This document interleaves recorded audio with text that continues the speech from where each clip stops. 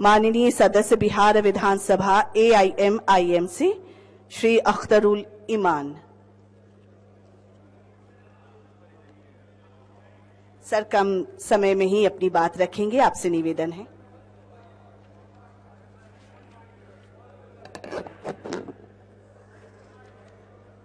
बिहार विधानसभा भवन शताब्दी समारोह के शुभ अवसर पर आज के इस ऐतिहासिक महफिल के सदर और हमारे विधानसभा के अध्यक्ष जनाब विजय कुमार सिन्हा साहब, डाइस पे तशरीफ फरमा बिहार के मुअज़्ज़ज़ वज़ीर आला जनाब नीतीश कुमार साहब, डाइस पे तशरीफ फरमा बिहार विधान मंडल के सभापति जनाब अवधेश नारायण सिंह साहब, बिहार की नायब वजीर आला मोहतरमा रेणु साहिबा, बिहार के नायब वजीर आला आदरणीय माननीय जनाब तारकेश्वर साहब, यहाँ पर उपस्थित संसदीय कार्य मंत्री जनाब विजय कुमार चौधरी साहब, पूर्व मुख्यमंत्री जनाब जीतन राम मांझी साहब, सदन में उपस्थित माननीय मंत्रीगण, दोनों सदनों के सम्मानित माननीय सदस्यगण, दोनों सदनों के सचिव एवं कर्मचारीगण और मीडिया के अच्छे साथियों, ये अवसर हमारे लिए बड़ा ऐतिहासिक है कि हम सब अपने गौरवशाली इतिहास का तस्करा करने के लिए यहां बैठे हैं। यह मौका किसी लंबी गुफ्तगू का नहीं है और जहां तक शब्द प्रबोधन है उसके माने नसीहत तरगीब के हैं। मैं इस लायक अपने आप को नहीं समझता।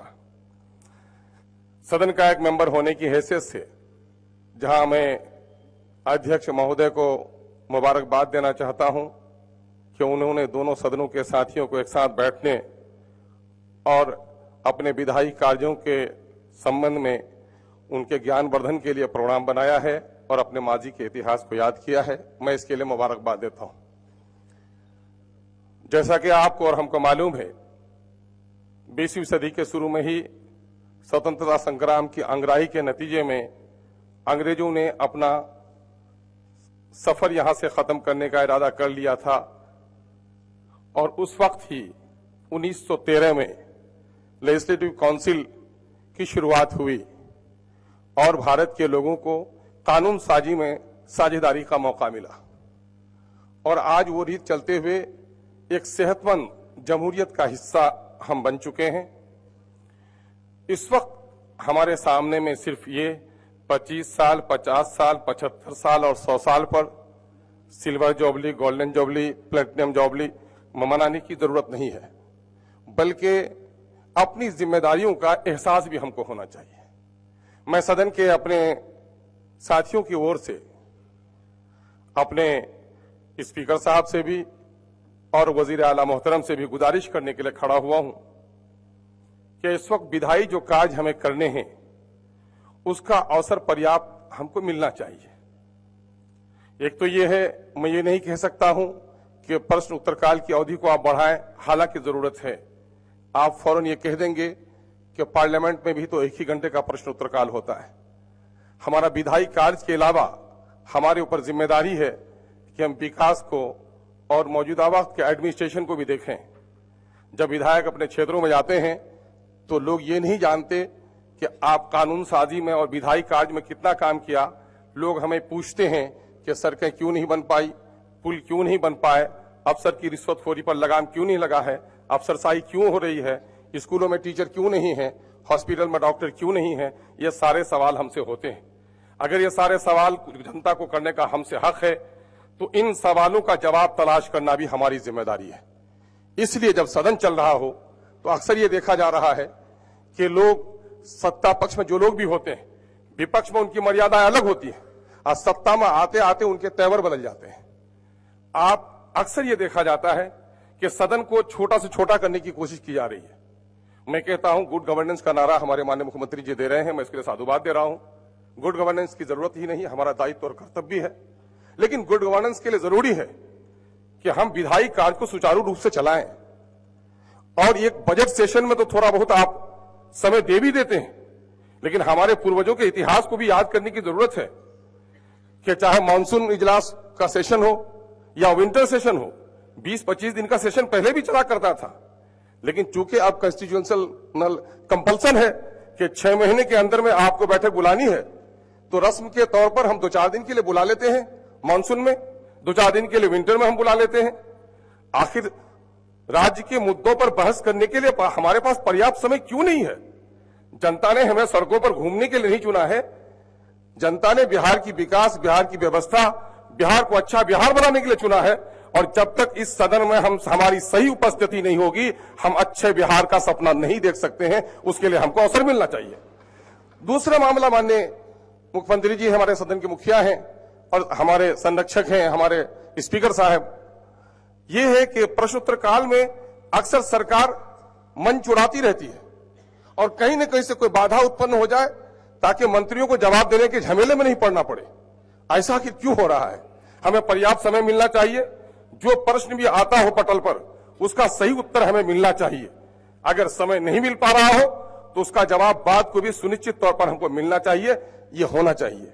दूसरा मामला ये है कि स्पेशल डिबेट का भी रिवाज हम लोगों ने देखा है कि स्पेशल डिबेट हुआ करता था और स्पेशल डिबेट का रिवाज ही खोया खत्म हो गया है।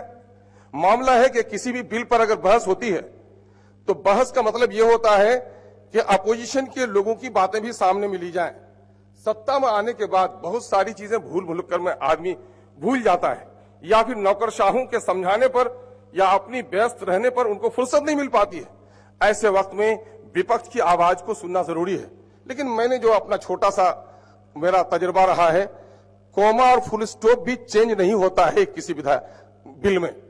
ये क्या मामला है, उस पर विचार विमर्श होना चाहिए। कि मौका मैंने एक बार कहा है, शायद दोहरा कर कह दूं तो इजाजत होगी, कि जो लोग अच्छे सरकार चलाते हैं तो सरकार की हैसियत खूबसूरत दुल्हन की होती है और विपक्ष की हालत आईने की होती है। जो दुल्हन जितनी खूबसूरत होती है वो उतना आईना देखती है, अब बदसूरत दुल्हन आईने से दूर रहती है। अगर सरकार वाकईतन सक्षम है और सही तौर पर सरकार चलाना चाहती है तो मैं समझता हूं कि विपक्ष को अवसर मिलना चाहिए, उनकी बातों को सुनना चाहिए। एक बात और कहूंगा माननीय अध्यक्ष महोदय से कि सरकारी संकल्प हम लाते हैं, सरकारी संकल्प में जाहिर है कि लोकहित के, जनहित के, राजहित की बातें ही होती हैं। तो चाहे आप उसे स्वीकार करें और अस्वीकार करें। एक तो यह है कि ज्यादातर मुद्दे होते हैं स्वीकार करने के लायक, लेकिन सदन में अब तक हमने जो देखा है 99% जो संकल्प है वापस लीजिए, वापस लीजिए। ये वापस लेने की प्रथा क्यों होनी चाहिए? चाहे तो सदन में उसको एक्सेप्ट किया जाना चाहिए या फिर मतदान के जरिए से उसको रिजेक्ट किया जाना चाहिए। ये परंपरा, सेहतमंद लोकतंत्र की परंपरा हमारी होनी चाहिए। हम निवेदन करेंगे कि सत्र की अवधि में हमारे तरफ से जो निवेदन दिए जा रहे हो, ध्यानाकर्षण दिए जा रहे हो, कॉल अटेंशन दिए जा रहे हो, उस पर कार्रवाई हो। और ये दर्द की बात चौधरी साहब ने भी की है, मैं भी उस दर्द को आपके सामने में रखना चाहता हूं। प्रोटोकॉल क्या है? एक बात कही जाती है कि विधायक बिहार के चीफ सेक्रेटरी से ऊपर का आदमी होता है, लेकिन क्या सत्य में ऐसा है? आज आपका विधायक दारोगा से बात करने में घबरा रहा है, आपका विधायक वीडियो, डीएम और एसपी से बात करने में घबरा रहा है। तो आखिर हमारी, अगर विधायक कमजोर हो जाएगा, विधायक ही अगर कमजोर हो जाए तो लोकतंत्र, सिपाही कमजोर हो जाए तो जंग नहीं जीत सकते हैं। अगर विधायक कमजोर हो जाए तो लोकतंत्र की सुरक्षा नहीं हो सकती है। ये दर्द और पीड़ा की चंद बातें थी। अगर सत्य हो तो इस पर थोड़ी सी नजर डाली जाए। अपने भी खफा मुझसे, बेगाने भी नाखुश, मैं जहर हलाहल को कभी कह न सका। बहुत बहुत शुक्रिया।